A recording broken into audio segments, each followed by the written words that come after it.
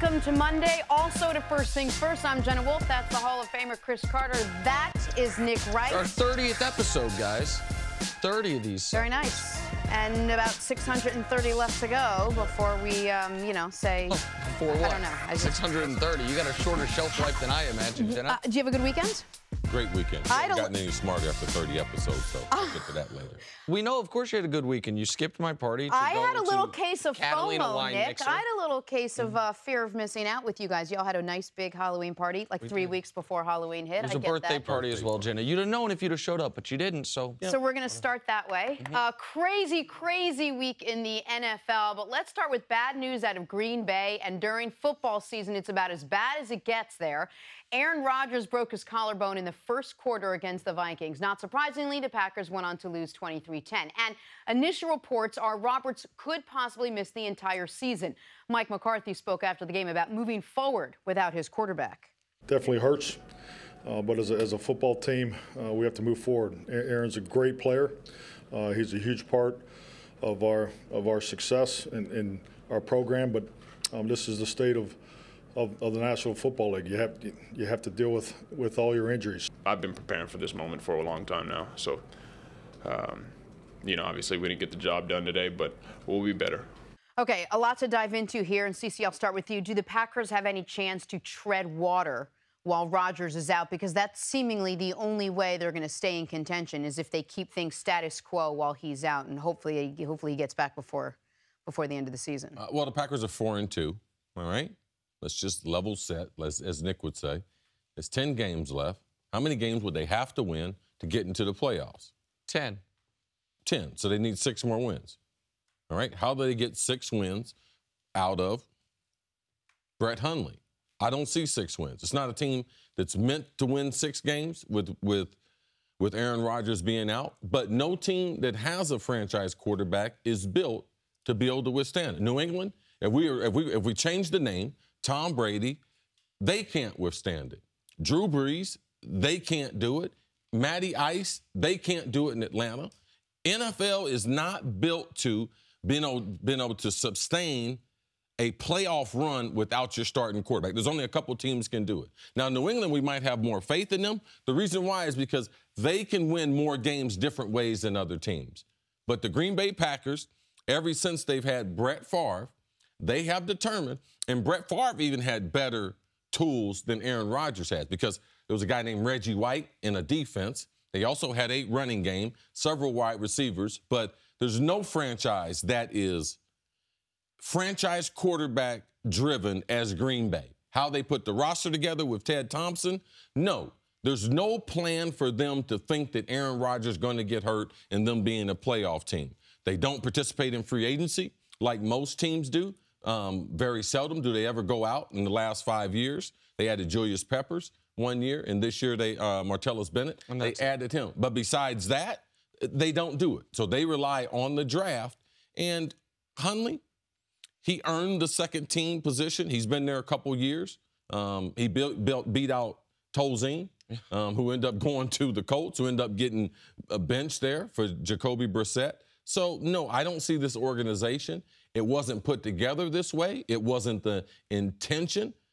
Now, do they have the financial wherewithal to be able to do that? They should. Right. But Green Bay has not positioned itself that if their franchise quarterback was hurt, that they could make the playoffs. So the question is, can they survive without Aaron Rodgers? And CC asked, can they win 6 of their next 10, which is what it would take. I don't think they could win 6 of 16 without Aaron Rodgers. So, no, I do this very nerdy thing every weekend where once the games are over, I'm like, who can we cross off from the playoffs? So, like, basically before the season, you cross off the Browns, and then week by week, you see who else you can cross off. You can cross off the Green Bay Packers now, even at 4-2. And I understand Chris's point, which is we saw Indianapolis. The year Peyton went down, it all fell apart. But at least the justification, the explanation there was we built a team that is perfectly suited to Peyton's skills. We're going to have speed wide receivers. We're going to have an undersized defense that you talk about that is going to rely on us having the lead. So even though we're not great against the run, we're going to be able to rush the passer with Freeney and Mathis, whomever. The Packers have not built a team that is perfect to Aaron Rodgers' skill set. They have not given Aaron Rodgers these amazing weapons, this great offensive line, that now that he's out, they're going to struggle. They have built a team that would struggle with any quarterback in any situation except for the quarterback they have. And that's not because of some brilliant management to build the perfect Aaron Rodgers team. It's because of missed draft picks and negligence in free agency. The idea that a team can just sit out free agency and, oh, that's what we do, it makes no more sense than if a team said, we're just going to sit out training camp. It's just what we do. Well, just because it's what you do doesn't make it logical. I look at teams, now these teams don't have franchise quarterbacks, but Jacksonville is surviving with awful quarterback play. Buffalo is surviving with mediocre quarterback play. The Jets, Denver, Minnesota, the Rams, all of those teams have mediocre to bad quarterback play. But why would they have changed it? It was working perfectly fine for them. No. It hadn't worked perfectly for them. It worked perfectly this year. Maybe the word perfectly is wrong, but it's working. Okay, first of all, it didn't work in Indianapolis, all right, with the Colts. No, I'm saying with the Packers. Just wait 1 second, Jenna. It didn't work in Indianapolis. You know why? Because Peyton Manning only won 1 Super Bowl. Correct. All right? He should have won more Super Bowls.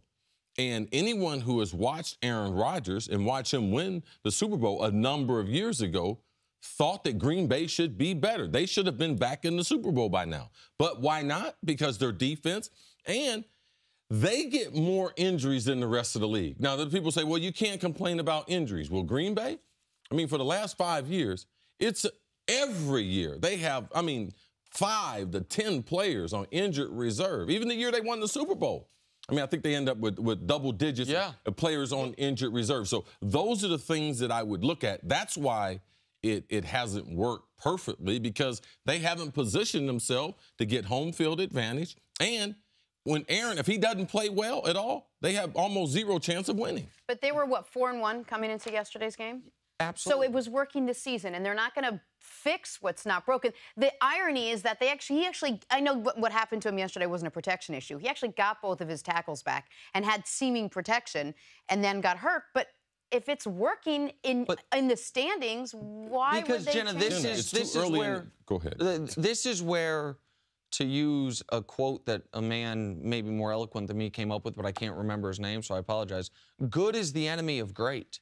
Like, the Packers have been good enough. They haven't missed the playoffs in a year since Rodgers' first year. They missed the playoffs. Since then, they've been in the playoffs every single year. The problem is 2 years into that, they won the Super Bowl. The next year, they went 15-1. That's the standard, not 15-1, not win the Super Bowl, but close to that. Yes. That's the standard you should be at if you have a guy that we have discussed as potentially the most talented quarterback ever at the peak of his prime. Not 10-6 and a road and one home playoff game, then you're going on the road to the team with the bye. You should be the team with the bye. You shouldn't have to be going to hosting the Giants, then going to Dallas and overcoming and, oh my gosh, they beat the 1 seed. You should be the 1 seed. The Packers don't have less money to spend on other players. Amazingly, given Rodgers' amazing talent, he's actually not killing them in the salary cap the way Flacco is, right, the way Matt Stafford will be soon, the way we've seen some quarterbacks that are not nearly as good as him. The Packers have, for some reason, because, Jenna, they're in the playoffs every year, because every year you feel like they can win the Super Bowl, like, okay, it's fine. But this is going to be a great example that I think Rodgers probably done for the year, but let's say it's 8 weeks. Can you survive without him? I think you're going to see they have no chance. You go 4-4, find a way. They have no chance of doing that. No, this is not a team that is built, and we fooled ourselves because thinking that they were a lot closer to being a champion because Aaron Rodgers has covered up all that. We forgot what happened 2 weeks ago in Dallas. They weren't supposed to win that game. Why did they win? Because of Aaron Rodgers. and Aaron Rodgers only. So, and 3 weeks ago in Cincinnati. So did we all just get duped? We all got duped because on Friday nobody was talking about how this is such a terrible team. No, yes, they had a ton of injuries. No, Jenna. Last week you asked us who are the Green Bay Packers. We said Aaron Rodgers plus some mediocre players. So no, we discussed this. He just wasn't hurt. Now he's hurt. So we are saying exactly the same thing that we have been saying. This is an Aaron Rodgers team, and if something happens to them, they're going to be in trouble. So it played out that way yesterday. Welcome back to First Things First. The Patriots beat the Jets, or in other words, the Pats didn't lose to the Jets. They won, but it wasn't without controversy. With 8 minutes to go, Austin Seferian-Jenkins had a touchdown that was called back and changed to a touchback. Patriots went on to win 24-17. Now we welcome in Fox Sports NFL rules analyst Dean Blandino. Dean, hi, welcome. Thanks for being with us. Yeah, no problem. Good morning, guys. So, Dean, let's start off here. Did the refs get this call correct? We've been arguing back and forth. They've been arguing back and forth all morning. I'm curious, in your opinion, did the refs get this right? Yeah, well, the fact that you guys are arguing should probably give you the answer. It's got to be clear and obvious to overturn the call on the field. And to me, I didn't see indisputable video evidence to overturn the call. They ruled touchdown. And there's an interesting rule, and it can get complicated. He did lose control, but then the question is, did he regain control? Did he get the knee down inbounds? And then did he maintain control when he landed out of bounds? You know, Mike Pereira and I were talking about it yesterday. We looked at all the angles. We just didn't see enough to overturn the call on the field. So you kind of touch on my point, which is if this had been called on the field a fumble, then fine. But when it's called on the field a touchdown, you're supposed to need indisputable video evidence. What does that actually mean? What is it? I mean, I know what the words mean, but for someone that's been in there, what does indisputable video evidence truly mean? And we actually changed that language because for years and years in replay it was indisputable. Well, what in this world is truly indisputable? You know, we're always disputing something.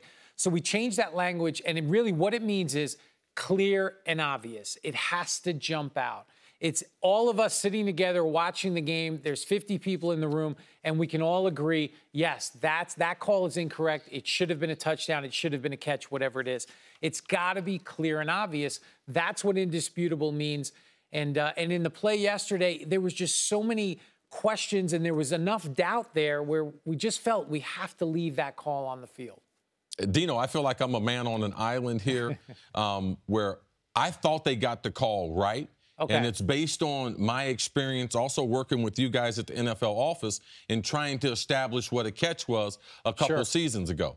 What people, I think, are not looking at is the loss of possession of the ball. And how much did that play a role? Because for me, that was enough evidence right there. Even though I don't like the call, I don't like the touchback rule. I'm going to get on you for that later on.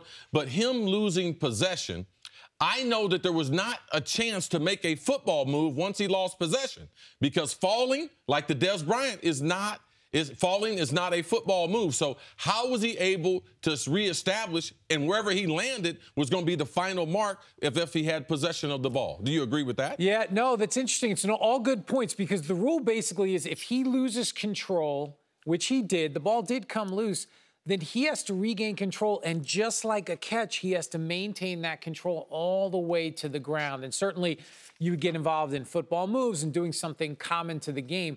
But the key here is, did he lose control when he hit out of bounds? That's what they based the ruling on. They based the ruling in replay on what they saw as him losing control when he landed out of bounds. And to me, and I think a lot of people watching it, it just wasn't clear and obvious that he actually lost control. But you're right. It's just like a catch, loose ball possession. If I'm going to recover a fumble and I'm going to the ground, I have to maintain control all the way to the ground. That's what they based the ruling in replay on. And again, it just didn't look clear enough to say that was a loose ball when he landed. Dino, I know when you headed up the head of officials, you looked at the touchback rule from an offensive standpoint. It's a rule that I don't like. Where are we as far as that rule and as the potential for that rule being a touchback where the offensive player fumbles through the end zone or out of the end zone where the defense gets the ball on the 20-yard line? That's definitely a rule that's been discussed, and I would imagine it'll be discussed this offseason going forward. And I think you have to look at the genesis of the rule, and it's consistent with other loose balls that go through your opponent's end zone. Think about the kick, whether it's a kickoff, whether it's a punt. When those go out of bounds through your opponent's end zone, those are touchbacks. So it's the same concept. The fumble, if you fumble as an offensive player into your opponent's end zone and out of bounds, it's a touchback similar to those other situations. Now, where it's not consistent is if I fumble at the 50-yard line and it goes out of bounds at the 47, it's going to go back to the offense at the spot of the fumble. So it's a very harsh penalty for the offense fumbling into the opponent's end zone. But it's a big deterrent to potentially fumbling on purpose to try to get the ball in the end zone, late in the game, and you have a situation where your teammate could recover. So there's a lot of different things to discuss about this rule. It is consistent with the other parts of other rules. And I think the committee is going to have to look at it again, but I don't know where they're going to land because we've had these discussions before and they haven't had any real desire to change it. Dean, there's always one or two plays like this from the NFL that we seem to talk about on Mondays. I'm fascinated by the whole replay process. You used to work in the replay center during NFL Sundays. Just walk us through what that process is like for a beat. Yeah, it's not an easy process. You can have up to 9 or 10 games going on at once in the early window on Sundays. And so you have one person that's monitoring each game. They're responsible for calling things out if there's a close play at the sideline, or even if the announcers are saying something, they're quoting a rule, and maybe that needs to be clarified. And then you have a small group of people, Al Riveron, who is my successor, who's the head of officiating. You have several of his designees that are going to be responsible for getting on the headset and getting involved in replay decisions, discussing it with the referee, and ultimately making a call. So you could have 2 or 3 replays going on at one time. You can have different things. You're dealing with PR. You have somebody from broadcasting in that room. So there's a lot of different inputs, and it's really a fascinating operation, and it's a difficult operation at times. And I know you're going to have tough calls like that, like they had yesterday in the Jets game.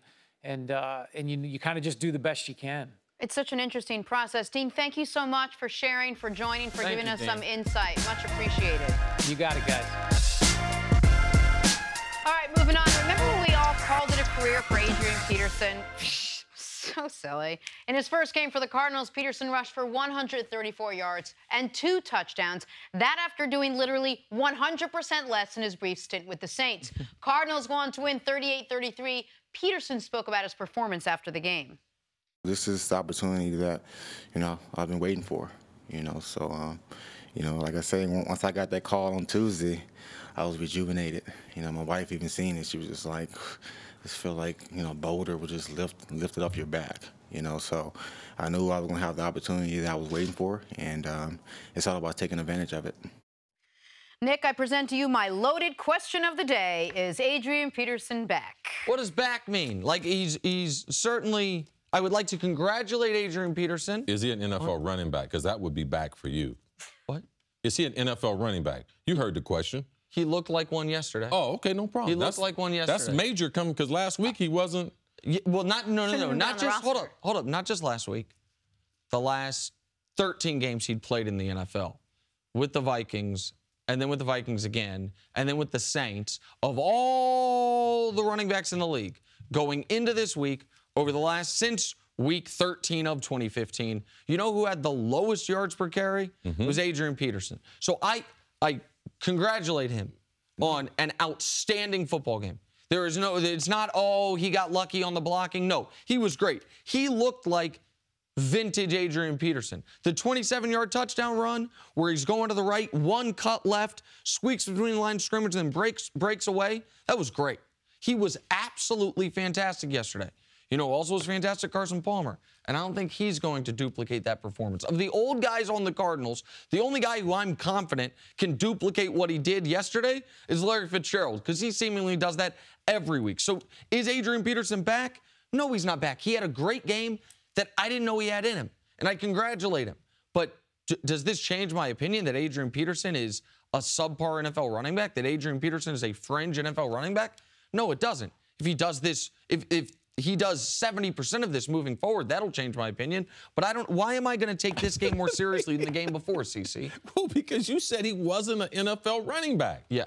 And he rushed for 130 yards in an NFL game. Mm-hmm. Like, that's why. But I mean, go ahead. You were wrong. Because his explosion is there. Now, if they were trying to use him as a wide receiver or something, as a blitz picker-upper, but can Adrian Peterson still run the ball with a confident offensive line? The thing that I said, he would rush for 1,000 yards with the Dallas Cowboys. He showed that yesterday. 99% of the players that have ever played this game are dependent upon a system to be able to highlight the things that they can do. Adrian Peterson, from an I formation with the quarterback under center, can still rush the football effectively in the National Football League. That was my total point, and he proved that yesterday. So hold on. I just want to make sure I understand here. Because with the Saints, the 6 for 18, 8 for 26, 9 for 33, 4 for 4 yards. You're confident that he's not going to that those games are done now. Now that he's with Arizona, those games are done. No, he's in a better system, Nick. All right? They could still shut him down, but it's not to the extreme you said. You said he's not a competent NFL running back, and that you were wrong. Okay, well, that's the only matter here. Hold on, Cece. Well, let me ask you. He rushed for 130 yards. He had a great game. Cece, there are guys every week. Josh McCown had a really good game this weekend. Josh McCown, for real. Hold on, that's why I'm bringing it up. Hold on a second. Just because a guy plays a good game, that means that guy is a good player. But if the guy is one of the all-time great players, that's different because we've seen him do that. I think we need to wait and have a bigger sample size. He played a great game. Let's just wait till next week. No. Nick said he wasn't an NFL running back. Nick, so we don't have to wait for that. Do it like when you're married. Just admit you're wrong, and then we can move on to Hall of Fame hands. I will 100% admit I'm wrong when I'm wrong. Not yet wrong in the Adrian Peterson. First things first, joining us now, Fox NFL analyst Daryl Moose Johnson, fresh off his Niners-Redskins game. Welcome in. How's your weekend? Busy, a little bit busy, but an easy trip up here. I love the Delta shuttle. I'm so glad to have you, man. It's so good to be back. Because I want another washed-up NFL running back around there. You know what I'm saying? But I don't got 100. People give up on you and everything. Oh, he's done. I'm just glad to have you today. I just need someone to help me balance it out because we're having a very testy morning. Well, I tell people it's not shtick. I mean, in commercial break, they're still going out. Yes. Trying to win that. I know a lot of peacocking for a guy who's had one good game in 2 years, but it's fine. It's fine. We need to wait another day. And we're moving on. All right, after a week of drama, and that is putting it mildly, the Pittsburgh Steelers handed the Chiefs their first loss of the season. Le'Veon Bell had his best game of the season, rushing for 179 yards and a touchdown, while Antonio Brown caught 8 passes for 155 and a touchdown of his own. What problems? Ben Roethlisberger spoke about the game after the win. We never quit. We never gave up. Guys fought to the end. Just so proud of our defense. We talked about responding in the right way, and that the response started on Monday. And ultimately, the response would be measured today. And so it's good to see the proper response. I guess this old Cowboys got a little bit left in them. I mean, honestly, back and forth. Oh, I'm terrible. I'm amazing. I'm terrible. I'm amazing. I guess I was pretty amazing. So, Moose, I'll ask you, was this win enough to reestablish the Steelers as contenders now in the AFC? I need to see more consistency. They have to continue to play well. I think it's a good response. I think Coach Tomlin's exactly right after what happened with Ben Roethlisberger last week. I think it's a great response, especially in Arrowhead. In that crowd, you know it very well. It's a very tough place to play. And when your quarterback is not playing well, 179 yards by Le'Veon Bell, 25 total yards at the end of the third quarter by that defense. So there's good things going on, but if they're going to get back into the hunt, Ben has to start playing better. Is it possible that this team thrives on that internal chaos and turmoil, that this is just who they are? Because this is the first game you really put everything together after literally everyone on this team's complained. I don't think they're thriving in the chaos. I think they're kind of battening down the hatches and circling the wagons more. If you're doing well because you're thriving in chaos, it's very short-lived. Yeah, and this is who Pittsburgh is. I wouldn't say they thrive in chaos, but they function, and they have been able to function at a high level in chaos. What I want to see is, and it's one of the huge dilemmas that we had in Minnesota. Jake Reed and myself were there, and we had 1,000-yard seasons before we drafted Randy Moss. So once we drafted Randy Moss, our dominant formation was a 3-receiver, 1-back set with Robert Smith. Removed the fullback from the game, had a tight end. I know he would be happy to hear that. But Brian Billick used to always tell us, if we can't be physical out of 3 wide receivers and run the football, we're not going to utilize the formation. So if you guys want to stay on the field, we have to be able to run the ball in 3 receiver sets. Pittsburgh, what they have tried to do over the last 2 years was spread the ball around. Through the draft picks, they had a bunch of wide receivers. We know AB, we know who he is, but Martavius, they drafted him, and they've added other receivers. So in the last 3 years, they've gotten away from a physical pro formation, fullback, offset, 2 tight end offense, and 2 wide receivers. They've gotten away from that. 1 back set, 3 wide receivers. It's hard to be physical in that. In this game, they decided we're going to be a conventional pro-style offense. Run the ball between the tackles, counter Trey, and let's knock them off the football. Martavius Bryant, he was on the sideline, all right? Juju Schuster, he played a lot more, the rookie. So they've decided to be more physical. We're going to give L. Bell the ball, and when we throw it, we're going to throw it to Antonio. That's the way we did business in Minnesota for a long time. Now, will Todd Haley, will they stick with this? Will this be the way that they play football the rest of the season? Because it helps the offensive line. It helps Ben. Ben is not best at throwing the ball 50 times. So it's about identity. Will they take this identity that they had in Kansas City and utilize it for the rest of the season? So that is my question to Pittsburgh. Yes, if they're able to stay physical like the way they are, if they keep more of a more physical offense in the game, I believe we can see the same type of results that we saw yesterday. This was the formula that theoretically made the Steelers so dangerous at the beginning of the year. The team that I thought, and I think a lot of people thought, could go to and win the Super Bowl. They were just 2 weeks ago the Vegas favorites to win the Super Bowl. They jumped ahead of New England and Kansas City, a few other teams. And it was because they have a top 3 running back, if not the best, a top 3 wide receiver, if not the best, and at times a quarterback that certainly can play like a top 5 quarterback. Now, yesterday I don't think he was top 5 guy, but he was certainly better than he was the week before. And then you add to it a defense that I believe they have spent 6 consecutive first-round picks on their defense. And a defense that you expected this year to be better than last year because those young players, Stephon Tuitt, Bud Dupree, this year they drafted JJ's little brother, TJ Watt. They still have James Harrison. Like, okay, the defense will be better, and you saw a dominating performance. Now, I do wonder, Cece, you mentioned when you were in Philly, Giants, Washington, Philly. Who would you guys beat? We beat the Giants. You guys would beat the Giants would beat Washington, and Washington would beat you. That's how that triangle went. Yes. Doesn't it kind of feel like Pittsburgh beats KC when they play? KC can beat New England, and New England beats Pittsburgh. Like, there's that same triangle situation. This is a terrible matchup for the Chiefs. In the Chiefs' last 32 games, they are 26-3 against everyone else, 0-3 against Pittsburgh. Who gave you the triangle theory? What? Well, CC gave me the triangle theory about those teams. We had it in the NFC. Yes. We could beat Green Bay. Mm-hmm. Green Bay could beat San Francisco. Yep. And San Francisco could beat us during that time after Jimmy left. Right. And that was the dynamic for 2 years. So when you went into the playoffs, it was all about seeding. So I'm absolutely agree with that. There's matchups that just don't work in your favor. Go ahead, Jenna. Here's what I took away from it, and you brought it up this morning, which was a really interesting point, is that this was just a classic case of, well, whoever's going to complain, that's where we're going to focus our attention. So first, Antonio Brown complains, and we saw that whole tantrum on the field, and guess what? He was throwing the ball 19 times the next week. Right, okay, then Le'Veon Bell complains, hey, I need the ball more.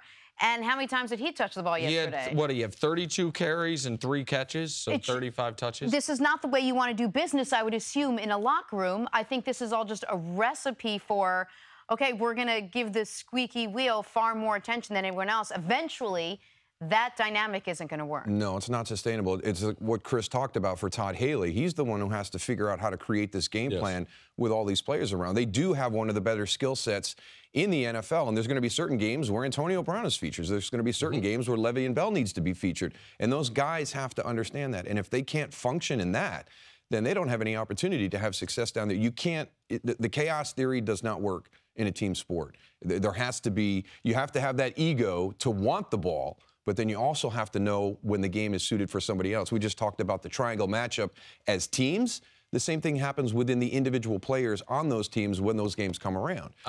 Yeah, also, Antonio, he didn't complain about getting the football. He was really talking about one play. All right, so he didn't complain about getting the football. In pro football, no player has been targeted more than him. So that part about the Steelers equation, it's not true. Now, he did have a fit on the sideline, which we've seen a lot of guys do. Le'Veon Bell, they got dominated against Jacksonville. He asked him, did you carry the ball enough? And he had the appropriate answer. No. He shouldn't have said yes. So he wasn't complaining for the football. They're not going to win by going to Kansas City and dropping Ben back 50 times. So these are the things. I know Todd Haley. It don't matter what you say to Todd Haley. You are not going to change him. He is coming up with a game plan. His dad raised him in the NFL. He's been on NFL sidelines since he was a toddler, all right? He is not a guy that's going to be listening to players. He realizes that. So for me, it's about how am I going to develop some type of personality with this football team. Now, the game plan against Jacksonville, it wasn't great. I don't admit that. But for the Pittsburgh Steelers, if they want to reach where they should, and that's Super Bowl, it starts with Le'Veon Bell. You have to give him the football 25 times because it also helps the defense. It also helps the play action. So for me, I just believe they're more of a pro-style team. It starts with L. Bell. Antonio's going to get us the football, all right? It can't be avoided. He is that good. So he doesn't have to complain to be able to get it, but their overall dysfunction, that's really the story, all right? How many more stories are going to be coming out of Pittsburgh? Now, their other star receiver, Martavius Bryant, there's rumors that he wants to get traded after the game. So as the world turns in Pittsburgh, Steelers drama continues. I like it. Houston beat the Browns on Sunday. Texans quarterback Deshaun Watson had a strong performance. Threw for 3 touchdowns, giving him 15 on the year. That's as many as Brock Osweiler threw all last season. By the way, Browns passed on drafting Watson. Little history lesson. Instead chose Deshaun Kaiser, who was benched yesterday. Watson spoke about his performance after the game. I go into every game trying to, earn my respect, show the NFL what I can do at this level, and try to produce and get better. If I focus on, the other team and teams passing me up, then I lose track of my job and what I was supposed to do and my responsibility. So I just focus on myself, making sure that I'm operating offense and leading this team and executing a game plan. We've been on the air, 30 days? So far, my favorite segment ever was when Nick went through the list of quarterbacks that the Houston Texans have been through. And he was very sing-songy, and it was very funny, but it was also 16, very true.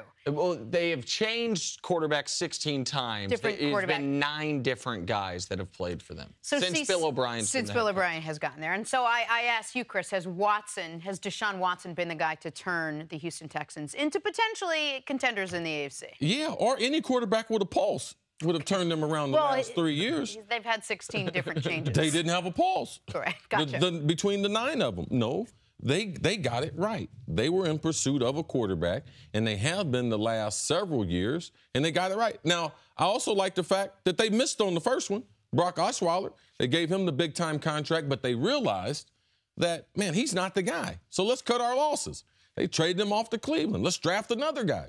If you don't have a quarterback, you should be in the pursuit of free agency and drafting as many as you can until you get it right. And he gives them the ability, even with J.J. Watt out. And merciless. Like we saw this team last year in the divisional round against New England Patriots. Now imagine if Deshaun had been on that team, right? They had a chance to win that game. We saw him this season as a rookie in New England. Been like, wow, if he continues to play like that, yes, this team will challenge for the AFC. So I'm very, very comfortable with Deshaun, what he's doing. And I think that Bill O'Reilly, I think he will get it.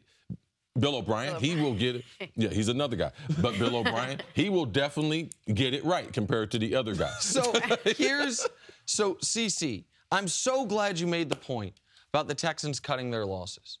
The Texans recognized that none of this stuff matters if we don't have a quarterback. No. That we got Clowney. He's, a generational talent, theoretically, who's finally came into his own last year. Doesn't matter. J.J. Watt, 3 out of 4 years, Defensive Player of the Year. Doesn't matter. DeAndre Hopkins, we like him enough to make him the highest paid receiver in the history of football. Doesn't matter if the quarterback stinks. So what are we going to do? We're going to give Brock Osweiler $40 million guaranteed despite never meeting with him. You know why? We got to take a shot. Oh, that one doesn't work? We're going to give away a second-round pick just to get him off the roster. Why? Because we want to open up cap space, they thought, for Tony Romo. Because then we're going to have a quarterback. Oh, Romo's not going to do it? All right, so what are we going to do now? We're not in a position to draft a quarterback? We're going to trade to Cleveland next year's first-rounder and this year's first-rounder. So they gave to Cleveland 2 first-round picks in order to get Watson, a second-round pick in order to get rid of Osweiler. Why? We got it, Deshaun Watson. 3rd quarterback off the board, don't care. He's the guy we like because none of the other stuff matters if your quarterback is garbage. Ask Jacksonville. Jacksonville's got a shutdown defense. They got a great young running back. They got some good skill position players. But Blake Bortles is still their starting quarterback every week, so every week they're worse than a coin flip to win. I am now more confident than ever before that if you were to pick of the quarterbacks in this division, forget Bortles, Marcus Mariota, Andrew Luck, Deshaun Watson, who you want moving forward. Man, the answer is Deshaun Watson. This guy he played really one bad game, and it was the game he came in at halftime. Since he's been the starter, he has been out there. Even in the Cincinnati game, he wasn't quite ready, but he makes the game-winning play, the scramble. Right. Then the next week against New England, a rookie quarterback in Gillette. How does he do? Amazing. And since then, he's been great. Like, this guy is such a special talent. I was going to say, give it up to Bill O'Brien for sticking with him, too, because Bill O'Brien has a tendency to put a guy in, he doesn't do great, he pulls him out. Like, look what's happening in Cleveland right now. Like, Deshaun Kaiser hasn't really gotten a shot. He's going to take a couple hits and have a couple bad games. I get that it's still Cleveland, but they're sticking with this guy, and he's showing that he's got the fortitude, he's got the confidence. He's a young kid, but he can be a leader on this team. And the more I talk, the more you're laughing. It's really quite wonderful. Why are you laughing? Because I'm not going to give him credit. I mean, he's a better player. I mean, I'm not going to give a coach for doing his job, for recognizing the guy's a better guy. I'm going to put him in there. The best players are supposed to be on the field anyway. He's the one who created the situation. He's the one who brought in those other players. Deshaun Watson, when they drafted him, I thought that he would be the starter. And he is. So I'm not going to give Bill O'Brien. He's also the guy that gave Brock Osweiler $40 million without interviewing him. So take credit for all of it. Take credit for the whole goulash that you created. That I'll agree with you on this point. He made a mistake with Osweiler, and they recognized it and fixed it. That was a sunk cost, something pro football teams and pro teams in general have such a hard time recognizing a sunk cost. Like that you're not getting that money back, so if the guy can't play, screw it. He then made another mistake in naming Tom Savage the starter, and he bailed from that mistake. That wasn't a mistake. Because Deshaun played horrible in the OTAs and in the training camp. He was bad. So O'Brien had to put the best player. And at that time, Tom Savage gave the team the best chance to win. Now, Bill O'Brien knew that there would be an expiration date on that. Eventually, this kid is going to overtake Tom Savage. So Savage was better than him in the offseason leading up to the season. Well, it was a very quick expiration date. That's what I'm giving Jenna. When you draft him, how long do you think the guy's going to be in there? No one thought it would be a half, CC. No one thought that when you name a guy the starter, that the expiration date could be a half. And that's half of a game, not half of a season. No, right. And that's, I think, Jenna's point, which is Bill O'Brien made the switch early. Like, maybe if you're right that he had to start with Tom Savage, most quarterbacks or most coaches are going to give the quarterback more than half a game. Look, when we draft Deshaun, if I'm on that team, Deshaun Watson, we draft him, I'll tell him, man, don't loan no money to Savage. All right? Why, bro? Because he ain't going to be around here long. You the guy. It's just a matter of what day you take over. Thank you for listening to the First Things First podcast. Remember, leave us a review and tell us what you think. Subscribe to the podcast on Apple Podcasts and catch us on FS1 Monday through Friday, 6:30 a.m. Eastern. For Cris Carter and Nick Wright, I'm Jenna Wolfe. So long, everybody.